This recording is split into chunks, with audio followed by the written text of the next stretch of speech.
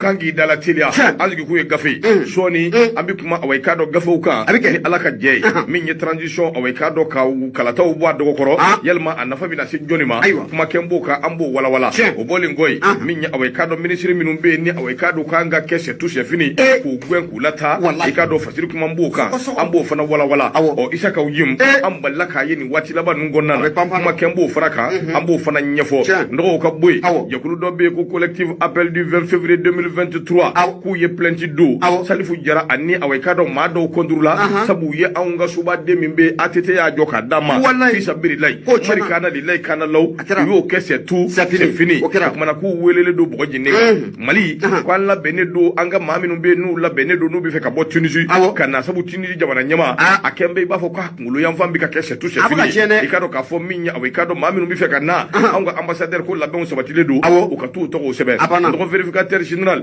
ayi wuli ka jom minge commune rurale de Chemala bani mono che ikado ka fo million tan ana kunga ve o yurgu no nyagami jugo o de yira awai kado meri kono o fana ambe no nyefo Mali ani Burkina Faso ikado ka fo tege di nyoma o dabole do ngami nyese de o kembe ka pembe mi ta ka nyeshi awma ndo o fana wala wala le do ambe no nyefo ani songo ya ba mbela jirina o ka boy jamana awai kado uya achi ka da ka quartier bonywana ka region bonywana ka cercle bonywana ka arrondissement bonywana amina kanu fana wala wala limana ko family soro o fana na ndo bolen goy nin teki barad moy sabu minye mata ani sababu bonyongo olu ko ni danyara awai kado kani bonzo ngani wali atikila mo de bino luka amino fana wala wala limana ko family soro la haji min binali ndo hiji ako kembe affaire koy fana bina wala wala ni ko dal le fe kono limana ko family soro la ko kuma soni be ni ala sona ma amina nke gafuka ma ko klo kere ko sigi ni ala ka jey sumbo sama bi soro bitala sigatala ni ma ya fofu to mona fuli amala si an kanu ba ma adama fane ni wati na abika na me ka bo wala fo bugu sugu kono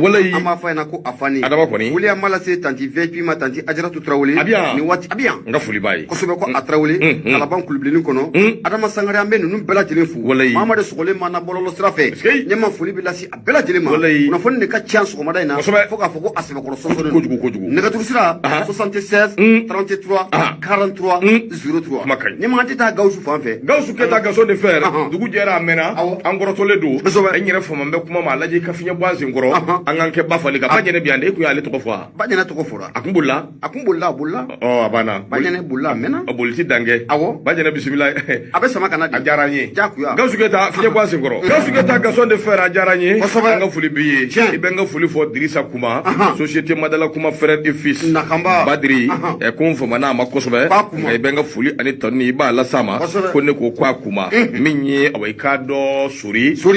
dagele suri kulubali e ba doni suri dagele abe bomi suri te bangun ngaiwa angondedu ay denu wulibal do mi ko wala bana ay mi gon no abana ibenga fuli fo suri dagele farada sugula kwa kembe fomai ibenga fuli fo ay kosobe mana soni be bakar trori beti minya awai kado ambe wili dake kanyeshi limanoma dunga ja sibalite nura fm dingura ni abeka wuli ki jo abeki negese sabu minye sansaba te kli sabaye te do kun sabaye te kalo sabaye o kuma sansaba o koni o sira ka berebe anyere makasura make ko girimbaye ida min nambala no yejara koroji halibi kujwani ana lamini be halibi ka jirula ka fo ambe de kelenyi anga je ka du dakelen fe ka bo dakelen fe on be ka koyin labe dundo ni ala sonama anaka ko were mana minyi ka fuli ani tonni ka shele halibi ka la se ande me ba bela jilima anga wele sira mima anga wele mase mima ni yaw be ka koyi sansaba o sira akira sigata la wuli baldu solo ka kibariya mana folo de et pourtant dun dala bambe klana koy kana kilambi dili do wala baka sakana siga la bambe kuma de solo ngira ka cheti o nale biya sama ka chejo gabate mor gaba ndo ifleka bilbile de to fo ni koy maître sangwa ayila maga mor gaba international ale de bis inyina ne so halati kumbi fe wallahi foni yere ya ayesa ka nimero donza abana mor gaba ko ni ka gaba ka singa hakili ngo nyo de fiara jo barakela da yi ka mikro ko yi apana eni bora mikro ina ka kalo kelen kalo flake nyina biki ko ma hake mi hakili bi tila o manjade wallahi o kuma minu hakili bi tila lu de ka mawyi manyina Mamadou Gaba Gaba international jalo koroji ka ka bilibili sikatala na ka dimba fo Bamako yelma Mali yelma farafina bilibili wallahi dangoro bay ka nyebe do nyuana doniya away ka do nyini sirafe kala minna yo branchi tama branchi ko do ni ko do na kari Mamadou Gaba e benga fuli foye benga fuli foye nduga mbita l'indépendant mba leta l'indépendant away ka do ale kuma mbe minyi away ka do teria sira tama mimbe no kun dabora sogel ko kala mayga fe kay nyeshi away ka do wagaduguma no ye Burkina Faso ye ndogo a teria sira atama akunjera Mali ani Burkina ni songo ele mbadi do sabu minye sede o kembe ka jugu ya ani bambanchwalia ani ka do pempeni jugu minta ni ka nyeshi away ka do aunga jamana uma kelembe ka andoro kosobe o kuma halibi kanga ndega odi nywa ma hakili jega boke hakili jega bo mimbisi ka to ka do dona na tawla an mbisi ka finya boda soro sabu ni sede o na ye an nyomene akaka kono ko an ti finya boda soro an fana fere o ka bun kosobe akoteria sirafe sogal ko kala mayga no ye away ka do aunga premier ministre ayi kunda wagadugu ka away ka do yalsa ka sekata away ka do bo wagadugu ka wiye akunjera kunu kalo klimuga ani woro a cera ni minye ode communiquer no ye lasiliye min bora away ka do jamana flab beda jili uyajira ka fo sedi o kembe ka pempem min ta ka nyeshi awma amabbe amashini wa anjele do aka ka fo amina hakili jiga boke donna na tawla anga jamana fla amse kan tiga odi nywa machugumi ka seka away ka do halibi ko da soro chugumi ko ni ya jetemine shogal ko kala mayga musa sayon de kuma na sebe ngono sebe min nangwa makul l'indépendant akwa sira shogal sira wagadugu kalo klimuga ani saba no ye février kaloy premier ministre shogal ko kala mayga ani away ka do ministre chama ulude kumbi nywanve o sira tigala ani ministre chama ye nyanye aka agenda ngonna na away ka do bara nywa sira fe o ye fen chama fo uni nywanje away temene ngo ka boy minyi away ka do takumuga ani shigina mingumbi no ye facebook o kene shogal ko kala mayga ayera o kene faraka ako temene ngo ka boy minyi away ka do kono warka ka ashimi no yu ka transition nyama bay alije away Burkina ka usake o ka ashimi no yu ka transition nyama bay e ka do ka fo o ye away shogal aya bismillah aklina chama o temena uni nywanje ako shogal kanin vijiti min fleni o kunje ni minye ode away ka do sebenye nangwa mako communiquer o min bora kari do temene angoro no yekunu ako nunum bela jile angoni kembe ka wulika joke awmbe ka shogal tama minge nywanje ka laja hali bi away ka do ako bisika be ni sababa chugumi aklina wero bisika bwa ko no chugumi mako ani wagadugu ni nywanje yalsa minye tikedi nyomo o bisika dabo ako jamana nyama delegation flamin fleni wi sebende mimbo uya jira ka fo sedia wo kembe ka nyangini minta ka nyeshi awma Mali Burkina sedia wo ka soro away ka do awmbe ka fere ani dabali beke ka gira sedia wo la ka fo minye fiya boda awmbo de nofe angani yaw kay baraka jamana yere ni ya anonina ma ngani jugu de anoni ni ya me atwena minye away ka do uluminum be ulude ya tje ma awmbe ka fere ke akasika kumobo chugumi una tabe sedia wo ba kan ngani jugu ala ubeka away ka do pembenta ni ka nyeshi jamana kono diuma musa sayon gamara ako minye away ka do jakulu min fleno ye sedia we ko so dani na uye nywa ye minga halibi ubeku ka pembenta ni ka nyeshi away ka do awunga jamana ima ako ni sanction minum fleni nunu ye feminu na kera hakili jaga bo bilibili awunga jamana flani nywanje jamana fla be na kan fana ka fo halibi akili jaga bo inka sinjingui akada ke kuma damai akake waliya wiye waliya minum ba jira ka fo minye wagadugo ani Mali abe ye kelinye du dakelen fe ne ka bo dakelen fe ka wele dake ka nyeshi away ka do awunga jamana ma bela jilima wuli ka jo ani keshiru ka ke min bise ka to terrorisme min na nyo nyembe awun fe jamana ngono no ye bamanci waliya tigila mawye o ko o bise ka kele chuko min ka ban jamana ngono sabu ako kera away ka do gelia baye gela min na keme ngoni min na turumbe away ka do awun sena abi wati jambo o kuma shogal ko kala mayga atara Burkina ani ka do Burkina transition nyama ba ani Burkina ministre chama u ye nyoanye do bare tede hakli jiga bo ka ke min bise ka to Mali ni Burkina fanga o bise ka ke kili fatiri vle Musa Sayon Gamara l'indépendant ka fasiri do o ka bido boli ibunya bala ndoko nyama ne pana ne ya lebla ne be nugume ka mbolo mba karga dontilela sebe ni me bona yo kama ko interdit Bamako sebe ni ke ba to ko di Dawda Doumbia ayira ka fo ko munye gestion de la transition no ko foro ate transition re maratugo ato o ko fo ame domna ko mbi nyama ko kalata aka ke ni wati na nyama ko anafa ko abise joma ni ngali to mi asira munye sebe ni ke ba no be Dawda Doumbia ko fo nyama ayira ka fo ko mao manyama ni mi ina rodo ko sigata la itaro ko obi ikamana ko oga ako ame do mi na ina fo ko bi nyama adugulente mashila ka fo ko mun ye parti politique olu ne jamana kono don on ta kelen be bon senga bon kunga adu dugulen te machila a fami domna kom bi mu ye parti politique mun mo banga jamana kono nyama ibina e ka fo a chama be bi olu kelen me ka wuli ka jone te sirde ko bla senga transition ko ni akumbe se ka cheto ko mun 2024 sabaningala ko akoko ngoni me bolom ga na fo ko bi no be talike kalata la adu dugulen te machila mamunu no olu be ka fanga mara bi no be surosla ko fo nyama uyo sana yela munga uga wati ni kunguruni konna la o dugulente mashila nyama o de keleme fenye bi fe munne abenente parti politique chama ma era ne dabal lebe ga sigi senga kolonel nunu me sega fanga ka abla to muna nyama ko o fere de be singa sebaningala ko ako munye parti politique nunu chama be bi nyama ni uka chef d'état major jote mena ka laje a chama ko nimbi ka solo ngono ku buga ni ngali to minka asigi munye sorasi nunu me sega fanga era ko ni ka abla to ji fanga be sega sigi to ji en parti politique ma nyama kibi na e ka boku yere boloku ye fere kele munu ko soro la o fere no be kalata o ko fo san 2024 o kono nyama ko parti politique ka don ka fo ko am gata bolom gambi san 2024 ne kalata na akera nyama ko ari parti politique 0.5% ku taso ngai o ko dia bismillah tasoro bismillah sabaningala ko ako sabaga munye malido nye family ke nyama malido ye yelike wa malido ye ko chama ko famu parti politique munnu banga jamana kono nyama ko malido nye family chama ko ke wa mamunu flaka fanga ka marame domna kompi no be sorosla ka nunu fana ko fo nyama yo wati nguru nu nga fanga la ye sana yela munno ko di mali rama nyama ko ye fenye femunne kono dimte nyama ko nyedimi ko odo sigatala sabaningala ko ako angoni metabulum na ko bi nyama na fora ko ngata kalatala ni tuwa ina o sigata la ko munye parti politique yo ko saratu ku bache akoko ko sabiga ko o dalu ko o kacha ko sobe sebaningala ko no de be dawda dumya ko fo ayira ka fo ko munye parti politique nyama kibi na ka fo ku yo wuli ka jo chama ne ke wa diskuru chama ku yo kala o na ta be ko fasidon ko ku umabo uputabolo ku o ka nyama ko parti maldum amidom na ko bi ko chama ko o tikalendo munye parti politique chama na do era ko be buye politique ko ma era ko ati sika fo do ko du ko na la midom na ko bi anga jamana okono sigatala sabaningala ko akono temana ka boy nyama parti politique ka don ka foko wuya wati temano na ni akli bala deme muna kumeta ka di parti politique ma nyama o deme tigera ka bi doni mungama rasul na fanga ko ni ka asoro o deme ko o tigera munye parti politique la nyama na manya ka foko kalata ko abike kalata bna kani wari jumene anyi ngali fana ko atomi siglembe munye parti politique ye o bana na folo ka boro jumenga campagne ka agushi sabaga adugulentu fana la no ya soro ka foko parti politique chama mbanga jamana kono nyama ibe na ka foko olu demale ndo munye nazara jamana de fe andu ni nazara jamana chama be bi anga shwa ko ati fi daga kilingono nyama ko ni daluye dalu maira ka foko nazara kalatala sigatala ko munye parti politique ube saratu ko che baningala ko ako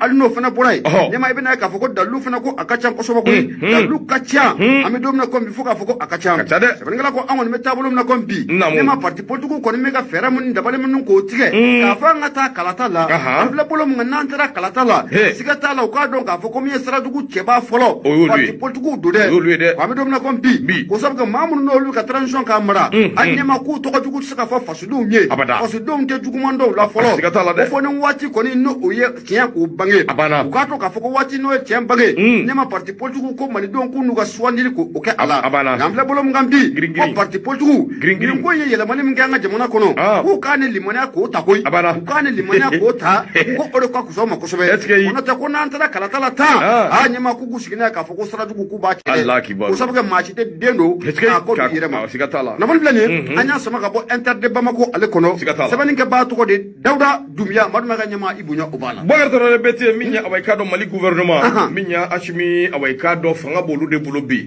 ye min tike parti politique ko kadna fulula ka fo ku ya tike kwa ati duma no yi edi mimbe duma o ka nyama o ka di an journaliste uma eda la presse o ka do faraka non de jamana ngono wati do temena tiere la igibi yere nyininga abi akembe ibafo ko doka lomi doka naga kanfo akemboy minum binyinu ku yere fa ba faka kere sababu ye ka parti politique yoro an flene male na kadi yoro min drambi di ka keso we ka parti politique yere daile a parti politique min be jamana ngona ka chakke ma fladi koy kama flawa do ne baaje kema sabala bo no be farala nyonga ba sura do ni kala ni ko ko ta kala ta do halu furu muso te votuyi halu duka no mate votuyi hali 1% utaso halu deun mais nous voir clairement de série B partout de mai. Ah bon? Adema PSG 500 et quelques millions. RPM, 400 et quelques millions. IRD, 300 et quelques millions. Sénédi façon yirwaton. Ah, negonga grabara kui. Kachinga wari wenchete ko klante. Ah, on bi minge na la chedi parti politique ntake. Est-ce que ou quoi wari midi parti politique mo ka di kuna fondilo asma la jaka dama angam free enyama ni maye fanga indeme kuna fondilo do de anyu deme de anya doke de fanga ere deme ta un dai kamali ere de deme deme do ni do mu ku bi shele kata shira wara fe min da an bulu mali deme ambo fode siga fo itala nga nu bande mo ka kan deme nu ta ande mo kan fara salam fatiha ambam free nan kamai angata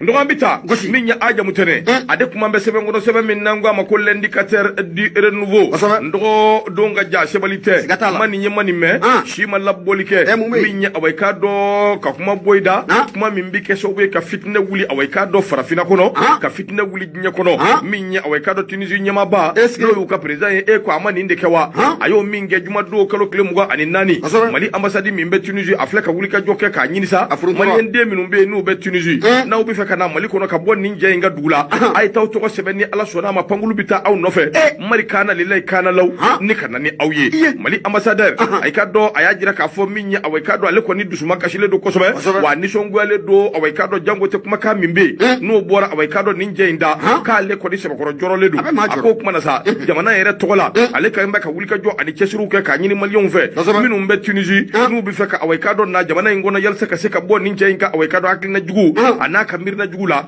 ka seka na jamana ngona ukatu togo sebe ako ni ala sonama wulika jo ni kesiru be ke mimbe seka to bunya ani karama kono biseka na jamana ngono chugumi ako ni ndeshijo min flene mali ambassadeur kelenga ni ndeshijo minta do wala te koyi minya awayka do ko yimbe chugumi na afi anaje wode ko ni kera so buye na ye ni ngoinda sabu minya trata do kalo klem go ani kele san 2023 president mimbe na betinizu kuna be no e keisha saidi ale wulika joke wulika jommi ay kuma kan do bo da kuma kan minya motoro ko sobe ako awu minumbe na nyi frafiwi ambi fe ka wulika dugu ko bo tabuluka ka bo a dabuluka dugu nyere be chugumi awayka do faraja minumbe awu bi fe kana beke farafinde mo nyere be awayka do ode kofo ako kuma na sa ambi fe ka tinizu bo aka arabu jamana ambi fe ka africain nyere de ko ka bo aka arabu jamana kula anaka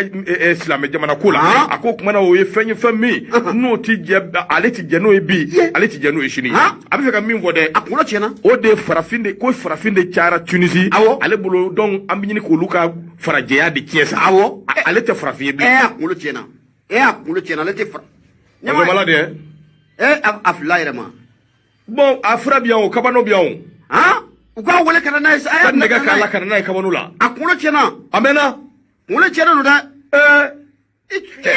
ndogo ne aye ni ngumba mbivode wode anga motoro wa be doni minay ko be minya way kado union africaine olu fana ya akani nguma kai ya sebokoro la gushi tajira la ka fo minya way kado farafina ambe de dugu kelenye minya way kado union africaine asigira way kado saria minunga wode ka fo way kado la gushi mashi kano taka se shima ikashia sirafe yali imka hadama dia yere sirafe siya ko kele ani manga misenu o kadabla jamana ngono ako kuma na sa ninche infleka kuma ka minvo chemi mbe no e Musa Faki Muhammadi ale ko ni ajira ka fo akani kuma kan nu ama benbi ama benshini kuma kan nu to kuma kan jelunye kuma kan nu ye lagoshi kuma ude kuma kan nu jamana wuli kuma ude kuma kan nu duguchi kuma ude ako kuma na sa president ubi wele dake ma fenve de be mimbe union africaine iki aklitu yerela ni kuma na suya awaykado akana seka boida president ya ajira ka fo ulu ye mission ministry uyere ubu sinjo o kan bi ubu sinjo o kan shini wa minya awaykado Tunisie na bora abora ninche ndeda udambala ka fo Tunisie be fana te koyi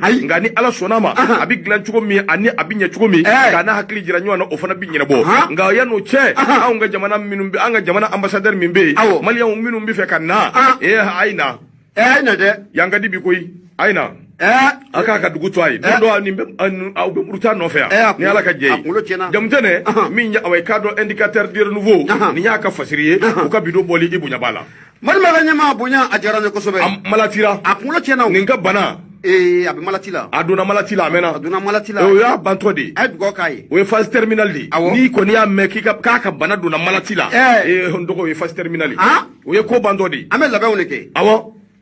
labe onde bike ka o cafe nyini ko black refe ka metri juldu mi afo yo kan metri da do matri da a be nuwe kan abedo a ko akai ango ni a black akai angata ango akai di nyama le focus ne be mbolo do me bone aye focus da sabani ke ba to de Sidi Yaya Jallo nyama flake akumara nyama abena tanama nya ka fa kurungono mo bela dile akina ibatiga ko nyuma ye so mono kele mbe ko luka ke farati ministry do be gouvernement ngono bi nyama ko lu ne tali ko ko ka surun ko sobe awo ka wala sebe ha o beta soko ko gwe makai makai munya Sidi Yaya Jallo akodi nyama ayira ka foko munye ere maniyama ministerial do ko fura abe ministry yeleman ko fo mali den chairman ko ni kelemme ki klo ka kreme da so ko munye ere maniyama ministerial nyama mali den chairman ga lani ne do ame do mina kombi bari ngala ko akoko be tabolo ne na foko bi docteur Sogayal ko kala maiga akani gouvernement nyama ma do ba ko no be ministry do ko fo ministry ira munu ne docteur Sogayal ko kala maiga u ka surun ko sobe nyama ko na manya ka foko yele mali obeke ko ministry nunu ya famanga ko uluma wa munye Sidi Yaya Jallo ayira ka foko munye wakati bela dile mali don ko ni ka kule kan ka shiba korobo ayira ka foko munye gouvernement yele ma ko obara ko o ka buluda sebani ngala ko ako ka bi do ni ngama docteur Sogayal ko kala maiga nyama na premier ministry ayota ibena ka foko munye M5 RP jere de kulu nyama kibena ka foko olu ministry do ko ni ko olu ba kere fami do mina ko bi akobolo do ngoni ko abe shi ministry folo joni ma o de yi ko reke no be Ibrahim Ikasa maiga ko fo ale de ministry mu be fondation de l'état kuna e jode kada ko nyami de ngorote de anti nywando kada ko nyami de mo do kana fugo ale maiga infana maiga awande afuka do do Ikasa maiga anti nywando de abaka ministry ala mbenga radio barala Ulibaldu abana sigatala makai muye Ikasa maiga anga ministry de du kosobe afoka anga ministry kada fugo ngoroke minu e bolu do e kana na balise kunguma e fana solo ga ya foma na bali ko ni se kuma ya foma iko regete abana kosobe anga ministry do abana anga ministry makai nyama ministry mun be no be Ibrahim Ikasa maiga ko fo nyama ko maado ani sogali ko kala maiga ko surun ko sobe wa maado mamuna ye wuli ka to chama nge M5 RP okono ngala ko ako munye Ikasa maiga ale blale me baram na no be fondation ko fo nyama ko wati dola Ikasa maiga asikata la abina fo ale kele ne be ministry bela jelenga bara ko ke ministry mun no o joro kan fa munye Ibrahim Ikasa maiga nyama abo to kala ko kuma ko fo ga kele me kadi dogo fa njumano ko fe no be malikura no obo okofo ko wati sera munye ni ministre ko folen ko aki donje nga yele ma ko sobe ko sobe ale be joro muna no be chakeda belebele ko fo fondation ne ma siki kana bila mashi ma don ka fo ko yele ma ba okera fondation o sira fe mali do nga yele mali ye fem na yini fem yi ne ma ko dagoro ban Ibrahim Ikasa maiga ne ma ko akobe ni na ka jigi waro abana ngala ko akoko fana mana boy ne ma ni ministre mun fana nani do kersu gal ko kala maiga o ka surun ko sobe o sabuge ale ye wuli ka do chairman ko ke akuni akli bala em sangare pe wati muna ajadi o be wuli ni che ko fole ne ko man selimu nye boulevard de l'indépendance kono nyema ale ministre mun nanka ma ko mi ministre délégué auprès du ministère de la santé et du développement social chargé de l'action humanitaire de la solidarité des réfugiés et des déplacés Omar Bamouloua Umaru Jara imam ko ni awo makai sabarigala ko akomo nya Imam Umar Jarai nyama siga ko ntala mado mamu na ka wuli ka jofa nga ko bonko sobe ni be ato de ka che bilama be fe ka wuli o ka shu sabake o ba ka ali bi ka mazi ba ka ali be krefe fana fo mandi ko ka wara fa nyu amfe ne ma fe zoro la ko ka ta ko ka kuno ta mbaka makai anga ta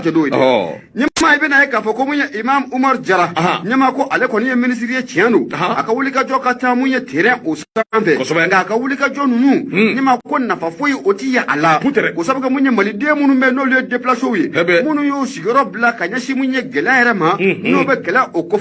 nyama ko ni gela bu kan bi ko gela belebele ko obu ka Imam Umar Jara nyama ale de ministry na kan ga demata nun ku sigare ko wakati bɛɛ nin cɛ kofɔlen kɔni b'a ye jabaraninw na nka ɲɛmaa mun ye Imam Umar Jara a bɛ taa terrain ninnu kan ko nafa foyi ko o t'a la o sabu kɛ ko min ye yɛlɛma foyi ko o ti kɛ sɛbɛnnikɛla ko a ko an bɛ don min na ko bi n'a ma ɲɛ k'a fɔ ko min ye yɛlɛma kɔni ko o bɛ kɛ gouvernement kunda ministre kofɔlen fila n'o bɛ Ibrahim Ikasa Mayiga kofɔ ani ka taa bila mun ye Imam Umar Jara la ɲɛmaa ninnu ye ministre ye bi an bɛ don min na ko bi M5 disubaw don yafa ko a kan ka k'u ma koyi o sabu kɛ dɛsɛ kɔni tɛ fila ye a k'u dɛsɛna nafani filɛ nin an y'a sama ka bɔ le focus ale kɔnɔ sɛbɛnnikɛbaa tɔgɔ de Sidi Yaya Jalo Madu b'a ka ɲɛma i bonya o b'a la Mamadu Sinagogo k'a fo ka Abi Sisoko fo ka Seydou Jalo fo ka waliɲuman dɔn Umar Tɛnɛma Bamba k'a fana ka foli kɛ hali bi k'a jir'u la radio ye Nura FM ye 94.4 tɔmi murumuru 5 min ye kunnafoni an bi taa n'a ye l'indépendant n bi sɔnni sigi a kan jaw l'indépendant awɔ i k'a dɔn dɔgɔnin ye kibaruya ye min n'a man di sabu min ye population ye o dabali banna bingani waleya min bɛ ka ta ka ɲɛsiw ma lawale jango tɛ kana se min ye awɔ i k'a dɔn faali jugu min n'o dabɔra o ye fɛn ye fɛn min n'a y'u nikun tɔɔrɔ kosɛbɛ a ko n'i y'a jateminɛ maa 13 olu de kɔni ye maa ye minnu kɔni dilako dɔnna fɔlɔ ka ni bɔnsɔn minnu kɔni bɔnɛna u nin na a ko a yɛrɛ la école karamɔgɔw dɔw b'a la wa i k'a dɔn ko dugu kuturu k'u filɛ ka tasuma don a la a ko nin ko in ye fɛn ye fɛn min n'a kɛra an kɔrɔ jeudi tɛmɛnen a kɛra yɔrɔ la yɔrɔ min bɛ n'a bɛ ka ni bɔnsɔn n'a b'o kofɔ yɔrɔ in awɔ i k'a dɔn ani awɔ bankasi ni ɲɔgɔn cɛ kilomètre 10 bɔɲɔgɔn a ko nin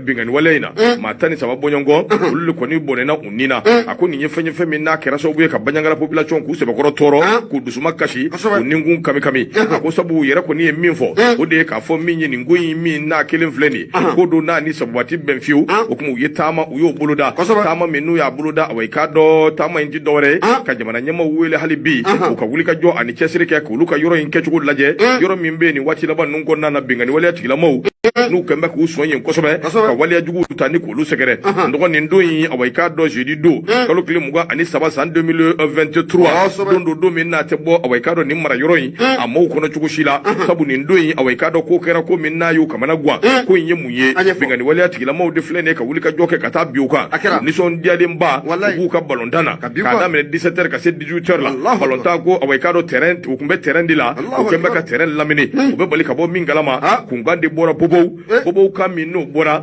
nɔgɔ dɔ wɛrɛ bɔra fan wɛrɛ fɛ o kumana a kɛra toto boxe seni boxe toto yɔrɔ bɛɛ lajɛlen birisa ɲamina u bɛ bali ka bɔ mun kalama min ye awɔ i k'a dɔn tiiri kɔni bɛ ka bɔ fan bɛɛ fɛ ka hadamaden yɛrɛ lajɛ k'a jɔlen lajɛ ka mugu ci a la nin ko in kɔni kɛra o de ye koyi l'école dɔ bɛ o ɲɛmaaba n'o ye a directeur ye ale kɛra c'est tout c'est fini u ka ɲɛmaa fa dabila ko a y'o bɔ a la dɛ a y'o dabila o man ɲi c'est pas bon o tɛ jadi ye dɛ a bɛ dugu nagasi o bɛ dugu nagasi dɛ o tɛ jadi ye dɛ c'est pas bon directeur d'école u y'o bɔnɛ a nin na dɔgɔ l'école karamɔgɔ caman bɛ yen minnu bɔnɛna u nin na o tɛmɛnen kɔ ka bɔ yen min ye awɔ i ka don filɛ ka don dugu de kɔnɔ sa ka don so ani so u bɛ fali kɛ cogo min u b'a kɛ ten u bɛ jenini kɛ cogo min u b'a kɛ ten butigiw ti to u ye butigiw bɛɛ lajɛlen kɔnɔ minɛnw salu wari min bɛ yen ani magoɲɛminɛn minnu bɛ yen u y'a bɛɛ cɛ awɔ i ka dɔn ni k'a bila u kun patirikɛba y'a jira k'a fɔ fo su kɔrɔbalen dɔɔni o de la u kɔni sera ka awɔ i ka dɔn u yɛrɛ ta ni k'u yɛrɛ ɲini dɔgɔw taara ka dugu in to yen sabu u taatɔ u ye tasuma don fan bɛɛ lajɛlen fɛ duguladen minnu tora olu kɔni ɲɛ de b'u bolo awɔ i ka dɔn ni ka ji sira jigi sɛlɛ a ko min ye kunnafoni sira ye bila min filɛ nin n'o ye maa 13 min n'o fɔra dɔgɔ nin kɔni ye fɛn de ye dɔrɔn min kɔni dira yalisa ka se ka awɔ i ka dɔn maaw kunnafoni n'o tɛ hali bi maa dɔw bɛ yen minnu ma ye dugu la fɔlɔ u minɛnen don otage de ye wa u falen de don wa u bolila de wa maa ma se ka kɛ ala ye ni ka o ɲɛdɔn patirikɛba ko yanni nin cɛ ninnu minnu filɛ nin ye u tun bɛ ka u dɛndɛn ka bingani waleya ta ka maaw sɛgɛrɛ dugu dama dama na i n'a fɔ awɔ i ka dɔn tabagolo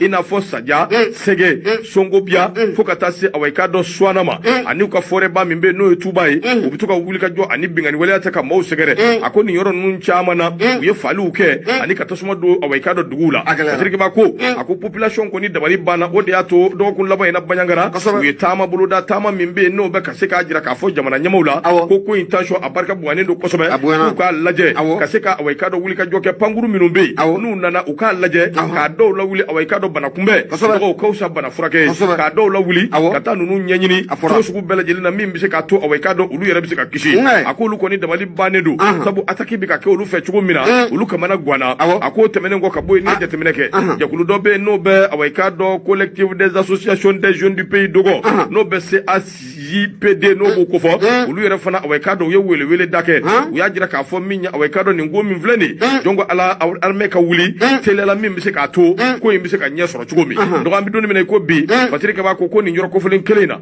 minyi awai ka do Senegal contingent do be Peru o fanvela la songo biani Peru fanve ika do ka fo bina jando kono sabu ni njoro no bi jande da mo nye wati bela jili akera so wiye kaski ble awai ka do o ma do ma saba olu bole na unina abla jara mi ya ka fasile l'indépendant o ka bidon boli ndogo ibunya bala mar ma ga nyama me dugo denge munu fatura alaka nyino la alaka ya fakuma munu banana lafia bada ala ko di anuma radio nura fm ye e kono to ani nani to mi murumuru duru amela silike ni watina ka bojela ko ji kunyumani ale wori dala wole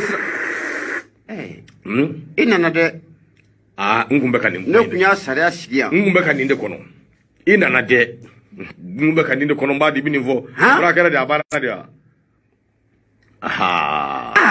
na sariya fu sigira tete miya solo na halibe mo nyana boy be klaka mbalinga temi fara temi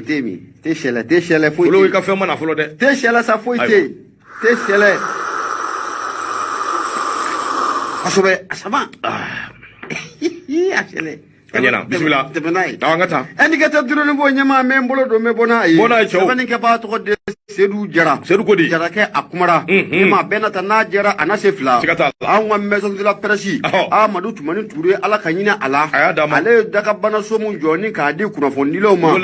nyama mu nye février kalo clé muga akono na kata banani ko shebokoro wulla akono o masoro do rofe jara de kulu mun no le ferlo nyonga nanga mo appel du 20 février 2023 olu kun keleme ka mu nye kuna fondi barodo ko lasgiye o de kera sababu ye mu nye kiri kala wachicha anyama okoni obolo dala mu nye maison de la presse okono sabaningala ko ako mu nye o jera de kulu ye no be appel du 20 février 2023 kufo okoni ayira ka fo ko mu ye planti yodo majugola mamu nango mako salifu jara ana tonyanto kojugu sabaningala ko ako mu nye appel du 20 février pour sauver le Mali nyama uko ni yo communiquer ni ka boka binti tari communiquer mun konna la uyayira ka fo ko lubna damakashi sheben ko do nale mun no be tribunal de la grande instance de la commune 2 district de Bamako okono wa mu damakashi sheben ka bina do ma do ne kama o de Salifu Jara ni ya jitemna kala je ale secrétaire général adjoint du comité ayame no ko fura abe la ko do nga jera de kulu belebele ni abo okofo wa ibina e ka fo ko mu nye faculté de droit public nanga madame so ko mala FDP nyama sikata la kominye bilibele nko abe na jenyon to akuko ne era ka fuko nunu ne kara subabu ye ka tieni ngoni ka boluda meso de la presse okono sebeningala ko akoni collective na be parti politique ma okofo nyama ni ngata faramu yeso civil ko ni akli bala tene no fla anesa mungo anesaba uye point de presse do koni ni ko kene kasiki point de presse mungo na nu uyu aklinata kaji aklinata nte do re kaira mana famala abika bara munke no be talike konson kura ola ko tolu fela ko bi o tolu fela ko shini akina flana fe jumene ko jamana fama ko ngale ashim ko ita ka feran dabali bela jelen ko sigi senga wati muno ko folo no kalata ula o wati nunu ko kana bo adogo horo sabani ngala ko akonu nu ni borula kena ko do sigi amanya mungo nyema ko kata banani ko o wulila karatu ko muno amadu ko mali duna na manya ka foko obara ko o kera jara de kulu muno ko muga kunya ngoni bela jelen ka nyana bo no be collectif appel du 20 février ko fo ya ira ka foko be damakashi seben ko do wini secrétaire général adjoint du comité ayame de la faculté de droit public FDP Salifu Jara ko sabuga munye Salifu Jara nyama kata faramunya ana chonyondo ko munye camera de surveillance mun kumbe nyama ko Salifu ku nyada datugulendo kagulendo ko nata be camera de surveillance yayi Salifu Jara ko Salifu Jara de u yaayedi yere agelera sebeningala ko attends kama yoyi la main dans les sacs to buke ba wole tini odo ko yakelera koy manyana sebeningala ko ako appel du 20 février 2023 no be saka ujimu na ka jera kulu to ko fo ko ne ayira ka fo ko munye bullo ngoni ko abeshi ni nche ko fulema ko sabike akun ka bulelendo onata be ko lu ya sebekoro ye ka do ka fo ko mamundo nyama ko munye mamunu kumuka balawu yera ko wuli kumuka belebele ngule de ko komana aku mesal fu wule de ko komana akomando akumuka ke wati akani munye collective ngoni yaira ka fo nyama ku be no gadda makashi seben ko do nyama fe mun fana no obe mani finki kamana ganu koina do fana be ga yira ka fo do ko fo nyama ani kata fara munye plenty do mba do kan ko ma do fana be no be président de la force civile ko fo ale te mawre Aisha Baba Keita ko ale fana to ko ga fo koina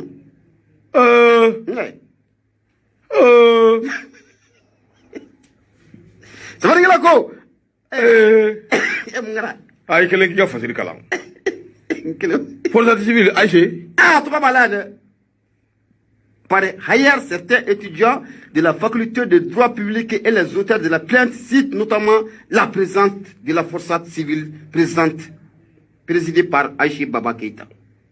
Elle était où? Non, tu m'as facile d'où? Tanaï, c'est pas la ko. A ko mun Aïché Baba Keïta. Nyama ko atoka fana bina fo. Ko sabuga ko ni ko imbala jelen ka labe. Atoko ko abuga fo la kosobe. Ga mun ko ni jele no ina fo no nakane. Jere de kulun ko ni ayira ka fo ko mun secrétaire général adjoint du comité ayam de la faculté de droit public. No de be Shalifu Jara ko fo. Ko ni damagasi sebando ale tola mun ni commune de au tribunal la. Akla ka ni mun ni procureur fait. Aga feran dabali bala jelen ko sabuga bara muna kera. Kuna fondilo ko kuna fondiso. Ka to bidisa nyami ko do nyana ta. Ko ko nyante. Ko mu procureur ko aki jojo rola. Ni mbara nga ke klenia. Ka ke ladria. Mamunu ye ni mbara nga ke. Une jangili mga kanko kata ku secrétaire. Ka foni flani. Anya sama ka bomu nye indicateur du renouveau ale kono. Sabani ke ba to de seru jara. Barba ga nyama ibunya obala. Bola to le bete babu nyena. Yena nga ta sugula. Minya awai ka do la sirene ne baleta. Minyi awai ka do dugu fana keta. Ade kumambe la sirene. Ako awai ka do hiji ko. Ndo awai ka do akuma chale do kosobe. Ni wati laba nungona la. Hiji ko kuma awai ka do na manye ka fo achayambe. Jagwa do akabatiri. Nyom fo miya kase ka sorala. Ako hiji amedoni mina ko bi malikono. Akera fonde commerce. Jagukundu awai ka do mado bulo. Minu mogo kise kelente. Hiji awai ka do shilamya jose nduruna. Atime ko nyuma minu mogo te ula. Ako niye jetimeneke. Bulungono ne shimbe awai ka do hiji labemba jonjon doma. Minu ngoni bekani wale taka foso don segere. Minye dugu fanai. Ako ministère mimbe no nyeshide be hiji ko bela jilima. Kaka nga nyefoli ke foso don de. Mundung gelina. Hiji awai ka do akasabi musaka mimbi do adafe. Atara ni njugo endila. Ako samwo sa minye awai ka do ni wale nunu awai ka do lde bike. Mimbi sika keso ubi awai ka do ube affaire ko takado aunga hiji ko tirafe. Mimbi sika to awai ka do tasoro. Mimbi sika soro akula. Pasirike bako. Ako minye awai ka do mauti ka sika fobia chukushila. Jango teka jenaye ka fo hiji. O kɛra fɛn ye anw bolo Mali kɔnɔ fɛn min ni awai ka dɔ a sɔngɔ gɛlɛyara kosɛbɛ sɔngɔ gɛlɛya kojugu dɔw yɛrɛ b'u yɛrɛ ɲininka a ko san 2023 hiji den minnu bɛ yen n'u bɛ fɛ ka taa hiji awai ka dɔ ka t'u sen jɔ awai ka dɔ o kɛnɛ kan ne ka hiji wari min bɛ yen n'u kan ka o don a da fɛ a bɛ taa 4,400,000 4 millions 500 la hawla Ndoko 4,500,000 ki bo de bo yalsa e ka se ka ti hiji ni ka soro kan na ako ni fenye femi na ye mo toro abika mo kamana gwa ako ni ngoyi awai ka do aka gele o ye gele dan ako ni ya ko ta ka laje ka ngere fe jamana do laje du suka shiko dando koyi sabo lube mimbo awai ka do an bo shiko roma fla anw b'o de bɔ a ko de siratigɛ la min ye awai ka dɔ maa ba tan bɔɲɔgɔn a jirala k'a fɔ k'o de dira Côte d'Ivoire kaw ma ba 7 o ye awai ka dɔ min ye contingent ye min bɛ État ko fɔ o y'olu ka maaw ye min ye ba 3 ye o bɛ ta ka di privéw ma a ko awai ka dɔ jamana an kɛrɛfɛ jamana priorité din bɛ awai ka dɔ maakɔrɔ dɔw ma minnu tɔgɔ sɛbɛnna o bɛ taa maa hakɛ min na o ye maa 2,610 ye san 2023 a ko ni Ala sɔnna ma k'o bɛɛ lajɛlen bɛ daminɛ Côte d'Ivoire mara a b'o cogo in de la a ko warimugu min bɛ yen n'o kan ka bɔ awai ka dɔ hiji la k'a wari k'a taara 2,000,000 bɔɲɔgɔn k'i k'a dɔn k'a bɛ o de la a ko Côte d'Ivoire min ye agence de voyage min bɛ a bɛ 24 de bɔ a bɛ 25 de bɔ nka 24 yamaruya dir'olu olu de ma olu de bɛ se ka taa ni hijidenw ye hiji kɛnɛ kan a ko anw dun fɛ yan dɔgɔ min ye agence de voyage ye a kɛn bɛ i b'a fɔ ko marabatiga wa warimugu min bɛ ka don a da fɛ a bɛ 4,000,000 n'a kunkan fɛ a b'o de bɔ a ko hakili b'a la nin waati laban ninnu kɔnɔna na hiji a kɛra problème ba de anw ka jamana in kɔnɔ n'o bɛ Maliba in ko fɔ san o san ni hiji bɛ taa kɛ anw ko Mali Islamɛ jamana an ye fɛn caman fɔ nka waati bɛɛ lajɛlen anw de ka mankan ka ca ni diɲɛma bɛɛ lajɛlen ka mankan ye silamɛya awai ka dɔ jɛsen 5nan a timɛli awai ka dɔ o sira fɛ a ko a bara ta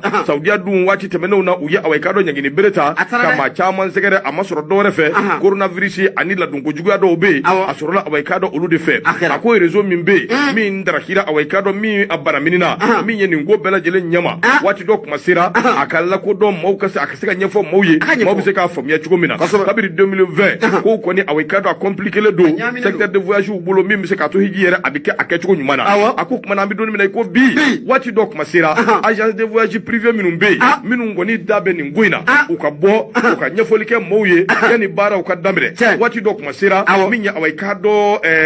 minisiriso min bɛ yen n'a ɲɛsinnen bɛ hiji ko ma a fana ka bɔ a ka ɲɛfɔli kɛ maaw ye yalasa faamuyali ka se ka sɔrɔ nin ko in na n'o tɛ a ye bɛ ka ye cogo min na ye cogo juguba don ha an bɛ dugawu kɛ ala k'a ni sababa bɛn dugu fana Keyita nin y'a ka fasiri ye lasire n'u ka bidon bɔli n dɔgɔ hiji ko kuma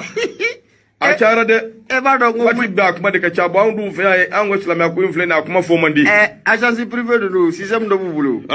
ɲɛma n ko ni Saudiya jamana ka juru bɛ maa minnu na agence minnu u b'an chasi tɔgɔ yɛlɛma de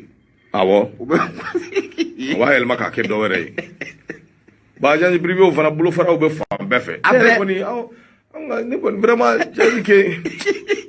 c'est compliqué ala ka ni sababa ala ka ni sababa bɛ ala ka ɲɛ ka d'a ma cɛw kosɛbɛ Gawusu nɛgɛw b'ale bɛ dɔ ta de ayi an ka taa sugu la voilà Gawusu Keyita Gaston de Fer an bɛ segin ka na kumaso kɔnɔ Boubacar Traoré Bete ka foli lase kanuba bɛɛ ma ka jirula k'a fɔ tabale gosira Nura FM awekado semaine min bɛ yen n'a bɛ 8 mars semaine ko fɔ fo ka taa se awekado a semaine kuncɛ la 8 mars ka taa se 15 mars kɔnɔna na min ye Nura FM ka san 3 awekado wulikajɔw bɛ kɛ o de siratigɛ la zigiri ɲɛnajɛ belebele o bɛ ka boloda Fimani awekado n'o ye zigiri Fimani ale bi y'a kɛnɛ kɔnɔ a ye zigiri dala caman o tɛmɛnen ka bɔ yen min ye awekado dɔgɔnɔw an kɛnbɛ ka olu wele dɔgɔnɔw kɛnbɛ ka wulikajɔ ni cɛsiri kɛ k'a fɔ sinankuya n'o ma ɲɛ k'a fɔ k'o ye fɛn ye fɛn min n'a dɔnnen don jamana in kɔnɔ an bɛɛ ka jɛ ka don da kelen fɛ ka bɔ da kelen fɛ dɔgɔnɔw kɛnbɛ k'u ka wulikajɔ kɛ ni ala sɔnn'a ma o fana o bɛ ko in kɔnɔna na a bɛ kɛ kalo tile 11 o kɔfɛ Nura FM yɛrɛ tɔgɔla kupu final an b'o sɛlɛ ne ka sɔrɔ ka na gâteau ka na o datigɛ o bɛɛ bannen kɔ ka ban min ye awekado ni ala sɔnn'a ma Nura TV a kurubu karili awekado o fana bi kɛ nin waati laban ninnu nin waati kelen ninnu kɔnɔna na min bɛ se ka to baaraw bi daminɛ o fana kɔnɔ nka ko ba bolo dalen bɛ marisi kalo min n'a jɔtɔ filɛ Nura FM tɔgɔla ko ba bolo dan bɛ dɛmɛbaw ni awekado jɛɲɔgɔnw hali bi a bɛ se ka weleli kɛ 76 33 43 03 ni ala ka jɛ ye siga t'a la madama ka ɲɛmaa y'a fɔ cogo min na baabu in kɔni tɛ tɛmɛ o kan wa nin ye waati ye mun ye kanubaw k'u ka kanu hali bi k'a kurakuraya k'a yira arajo la Nura FM k'a ye san 3 k'o sɔrɔ san 3 ka ɲɛsin o san 3 sɔrɔ ɲɛnajɛw ma nin kɔni ye waati ye mun ye kanubaw kan k'u ka dɛmɛ ɲɛma k'a lase Nura FM ma bamananw ko ten ko min ye dɔrɔmɛ 1 man dɔgɔ 1000 o man ca dayɛlɛlen don bɛɛ lajɛlen maa ma de bɛ fɛ ka kibaruya wɛrɛ dɔn Nura FM kan nin anniversaire ko in kan 76 33 43 03 n'o ka gɛlɛn ma gosi 20 80 31 31 baasi tɛ ɲɛma hali bi sirajan ta ma an bɛ taa teliya la Fatamba Sisoko Libreville an ka foli ba ye min ye Cardinal Karambe fana b'a lamɛn Zirakɔrɔ Dunfin an ka fana fo kosɛbɛ Nura FM awekado kumasoba in Wilibali dun ɲɛma le focus ne bɛ n bolo don n bɛ bɔ ni a ye sɛbɛnfura in y'a bɔ ko 213 ka bɛn bi tɛnɛndonya ma février kalo tile 27 san 2000 ani san 23 sɛbɛnnikɛla tɔgɔ de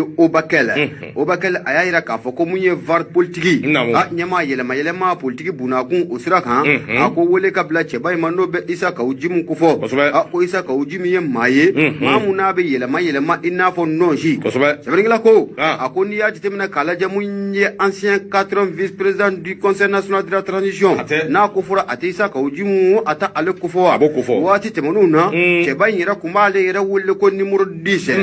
ɲɛma a kun kɛlen bɛ k'i yɛrɛ kɛ dolacila Zidane ye a ka ja ka taa fara mun ye Messi kan numéro 10 sɛbɛnnikɛla ko a ko ni maa kun bɛ ka dɛmɛ ta ka transition nin k'a sɛgɛrɛ siga t'a la ko mun ye Isa Kawujimu waati mun na a kɔni kun bɛ 4e vice-président la ɲɛma ko a ye dɛmɛ caman ta ka transition in ka a sɛgɛrɛ a ko waati dɔw tɛmɛna mun ye nin cɛ kofɔlen Isa Kawujimu a kun bɛ jamana faama yɛrɛ wele ko imperturbable patriote éclairé ɲɛma ko a ye o kɔrɔfɔ caman k'o tanuni kuma caman k'o ta ka ɲɛsin mun ye jamana faama ma Asimi Goyita nka kabi doni mun kama Dr Choguel Kokala Mayiga ɲɛma ko ale nana kɛ premier ministre ye o kɔfɛ mun ye Isa Kawujimu ɲɛma a ye bɔko kelen mun kɛ kasobonba kɔnɔ a doni kama fo ka n'a bila bila belebele ko a taabolo kɔni ko a yɛlɛmana jamana a hakilina ko a yɛlɛmana kosɛbɛ sɛbɛnnikɛla ko a ko jɔn yɛrɛ de ye Kawujumi ye a ye ɲininkali to min ka a sigi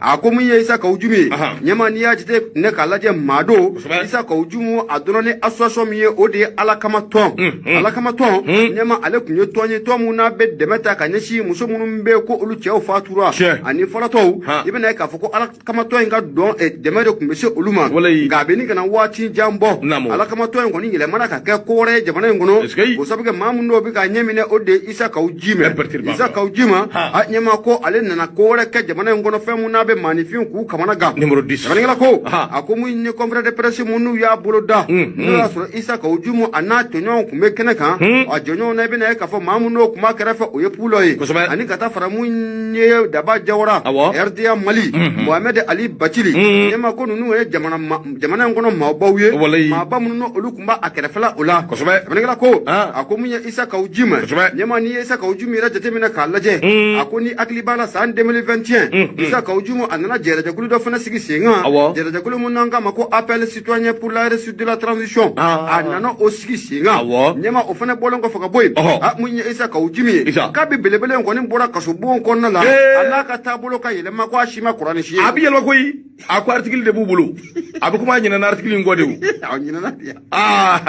article dun bɛ yen dɛ sɛbɛnnikɛla ko a ko ni Isa Kawujimi ka kɔrɔfɔ tɛmɛnenw jateminɛ k'a lajɛ a ɲɛma ka n'a ka kɔrɔfɔ jateminɛ bi k'a lajɛ i bɛ yɛrɛ ɲininka ko nin kɔrɔfɔ kelen nin bɛ ka bɔ maa kelen de da kɔnɔ wa ko ɲininkali to min ko a bɛ sigi sɛbɛnnikɛla ko a ko waatiw tɛmɛna mun ye Isa Kawujimi ye ɲɛma a y'a jira k'a fɔ ko da kana maga kalata ko kuma yɛrɛ la bɛɛ ko da kana maga a la ko wa mun ye masakɛ kalata ye ko maa ti kɛ cɛ bɔ yan ni Asimu Koyita tɛ ko maa si tɛ sɔn k'i disi k'o da Asimu Koyita la a donni kama mun ye Isa Kawujimi a ye nin kɔrɔfɔ ni k'a sɛbɛkɔrɔ sɛlɛ sɛbɛnnikɛla ko a ko n'o Isa Kawujimi kelen de tilala ka n'a jɔ bi k'a fɔ ko mun ye k'an ka taa kalata o la waati min n'o kofɔlen don ko waati kana dɛmɛ a ɲɛma ko fɛn do fɛn mun n'a bɛ maanifin k'i kamana kan e bɛ jigin Isa la wa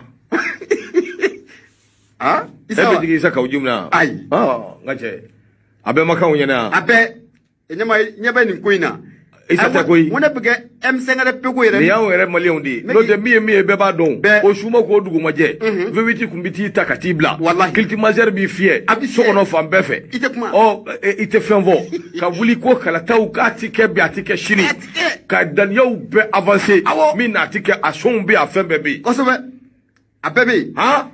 Isa Kawujimi e donna koko naani ni ɲɔgɔn cɛ ka sababu k'i yɛrɛ jugu ye kosɛbɛ ka tila k'i bali i y'a fɔ b'a la aéroport la ka jan da i ɲɛ ye o kɛra k'i lasigi ka b'o kɛra e tilala ka t'i sigi ko article de b'u bolo k'i sigi k'i miiri sa n kan ka fɛɛrɛ jumɛn de kɛ ka na sa ko kalataw de ka labɛn joona mais Isa tɛ o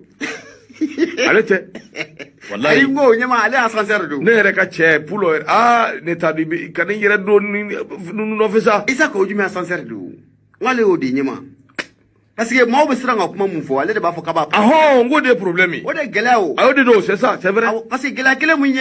o ye tiɲɛ ye c'est vrai Umaru Mariko sɔrɔ mais Isa de ye nin kuma kelen ninnu bɛɛ fɔ yan ka pousser ka na o terrain kelen de kan quoi a cadiri kosɛbɛ sɛbɛnnikɛla ko ɲɛma a ko mun ye Isa Kawujimi siga t'a la ko nin belebele ne kun y'a yira waati tɛmɛnenw na ko Asimu Koyita ko dɛmɛ k'o bɛ taa ni k'a sigɛrɛ mun ye masakɛ kala ta la wa ko kala yɛrɛ ko a tɛ se ka taa cogo si la a ko mun ye Isa Kawujimi ɲɛma maa don maa mun na a donfini ko ka ca kosɛbɛ maa mun n'a yɛlɛmali o ka ca kosɛbɛ a ko ni hakili b'a la dɔɔni mun kama mun ye mouvement du 5 juin rassemblement des forces patriotiques démonstration kumana n'an k'a ma ko M5RP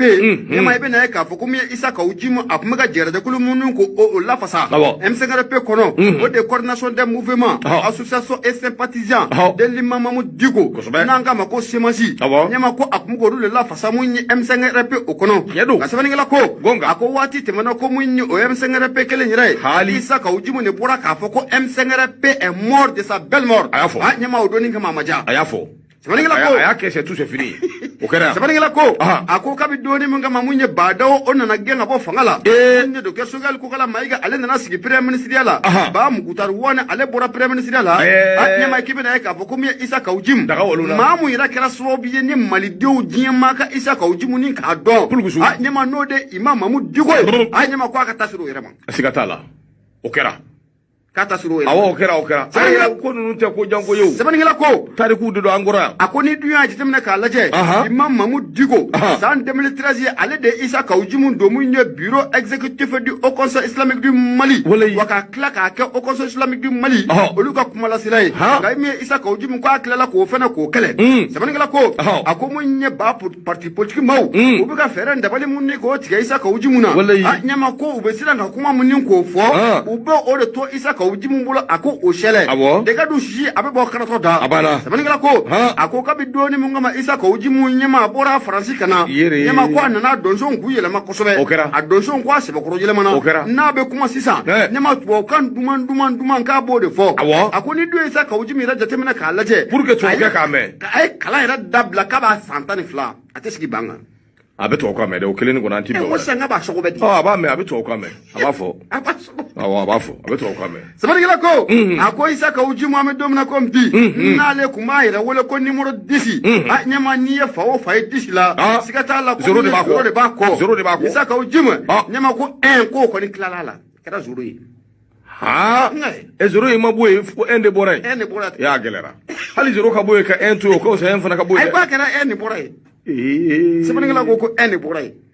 zero de wa problème mi ni kumbe ni ye fon fo min da kofe abe augmenter di ni ye 4 da be ke 14 ni ye 3 da be ke 3 ainsi de suite mais ni zero de be ni ye fon da zero kofe kata avril lama de do kata abi do gadi 0,1 o fana ka girini 0,tantantan ye nywango ye ngoyi akuma ka chade zero imande ko 1 bora pew akara zero yi abana na fo flani nyama anya sama ka bolle fokisi ale kono sabani ke ma to ko de Obakel Ibonya ni ye ka bo sebe bala ka shuru kolongo hela aujourd'hui c'est notre jour ma do ni kumija le monde parangui wallahi apmi jagoy veutiu ala ka ni sababe nganya bala nyama total blue boy nya bala manifi ere flene fleli ko chugo do be ni ma o ma mi o bo fleli ke chugo ke siranye ka fleli to siranye de le hibu siranye de ala ka oh ye calcul mathématique bolé ça va bolé fla oh ala kanisa ndo jamana ya abinye minye awaikado meme sanogo meme ale kumambe meme ko awaikado réorganisation administrative et territoriale minye awaikado jamana ka awaikado alabe ka alarwe bela jile ki fandon awaikado o labon awaikado lukera ako minye awaikado anga découpage administrative c'est kaski aka mangam shwele dro o labon e kado ko lu sabatira minye awaikado ka cercle bonywana do bi fara minga ka do faruka ka region bonywana do bi fara minga ka do faruka arrondissement ananyu ana chama akoni ngoyi ministre mimbe na be aweka do administration territoriale adi décentralisation ko fo ale ka wuli ka jokonna na kalo kile muga no février kaloyi conseil national de la transition ulukoni aweka do uye akoke c'est tout c'est fini ndo Mali région ta ani konondo o de Mali désormais minya aweka do sergili keme ani biduru ani woro Mali babo chugula arrondissement keme nani bi woro ani woro minya aweka do commune keme shegi ta ani konondo minya Bamako la capitale aweka do okoni arrondissement de Pembero kono ka ke arrondissement wolonvlay cet arrondissement e kunde commune envoa ka commune defoa sisanza ibe arrondissement folo defo ka flana fo ka sabana fo ka nani na fo comme arrondissement minungele flani arrondissement folo jala ko raji bala ha awo kono abo kono sikatala aw ni muruba bugu ni sangare bugu ni kurofina ni yoro jmo ka be fara nywanga abe awo akarati wuli baldo de bangoni wo abe tabana be fara la nywanga aywa basite ala ka nyeka ko na ala ka nyeka dama ablay mega ala ka wuli ka jokon nana ko ni ngo bela jile ko ni awaliera akera c'est tout c'est fini ako de stratégie la ni jatemeneke minyi ministre yo uluko ni ako bela tike kalo klitani konondo no octobre kaloyi sente février kalo klimuga ulu flene wuli ka joni chesuru be kele ngo ka ba ulu flene ka jala tike atoy sa président ki bulu no kala ako kala teme afrique ba ko ako cercle minum flene away kado ni jatemeneke dɔ farala u bɛɛ lajɛlen kan min ye cercle 96 o farala kɔrɔlen kan arrondissement 136 o farala kɔrɔlen kan commune 71 o farala kɔrɔlen kan min ye awayeka dɔ Bamakɔ k'a kɛra 7 arrondissement ye min ye awayeka dɔ nin ko bɛɛ lajɛlen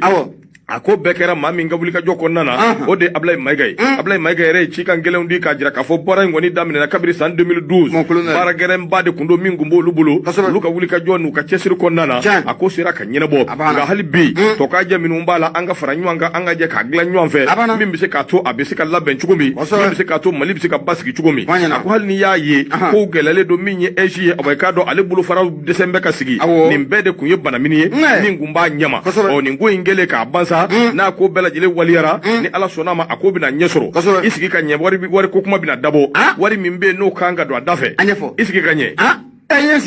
i positionné i sigi ka ɲɛ mugu don miliyari 200 ani miliyari 63 a n'a kunkan fɛ miliyari pour que nin ko bɛɛ ka waliya k'a ban k'a kɛ c'est tout c'est fini ye miliyari 200 ani miliyari 63 wa k'u bɛ taa n'a ye dɔɔni ni min fanga b'u la ka min kɛ ni Ala sɔnna o bɛ kɛ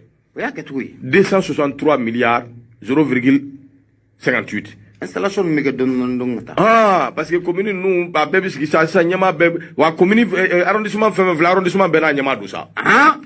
bɛ ten de o wa ɲɛmaa fɛn min ye ko in yɛrɛ jamayɔrɔ ye mais e tɛ an ta cɛ arrondissement fɔlɔ yan mais ne ka papier dafalen don moi je suis né au Mali je suis malien. Nous sommes tous maliens. Bon, est-ce que tu as un gambo à nous faire? Mon affaire. Arrondissement Folo Nyamaya. Eh. Yo anga ni ndulonga kuma dabla.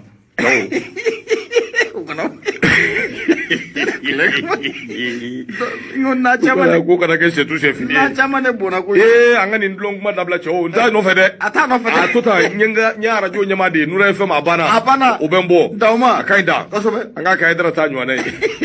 Ya bari. Bismillah. Marba nyama amata alibi. Radio nura FM ye bi koronto anani tombi murumuru duru. Lasili obiga ke ka bojala koroji konyumani buradala inter de Bamako ne be mbolo do meboni aye inter de Bamako mako fola nyama angata munye commune la de Chemala bani muneche ngantara yengono munye verificateur journal na ka jereje kulu olu ye tuni munke munye bani muneche o meri kono nyama akara sababu ye munye wo ay sebakoro yira kulushi la chef war million ta